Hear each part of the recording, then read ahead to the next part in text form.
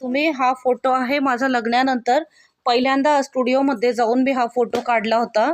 जानेवारीमध्ये माझं लग्न झालं आणि मार्च 17ला अहोनचा फर्स्ट बर्थडे होता आणि मला ती एक मेमरी असंच लाईफ टाईम राहावी म्हणून मग मी स्टुडिओमध्ये जाऊन मी असे छान रेडी झाले होते. स्टुडिओमध्ये जाऊन ज्वेलरी काय नव्हती गोल्डची, कारण ज्वेलरी सगळे आम्ही दोघंच जण राहायचो, त्यामुळे ना ज्वेलरी सगळे लॉकरमध्ये ठेवली होती. अगदी सिंपल असं मी हा फोटो काढला आणि अहोनी मला ही फर्स्ट टाइम दिलेली साडी आहे आणि लग्नानंतर पहिल्यांदा काढलेला फोटो आहे हा.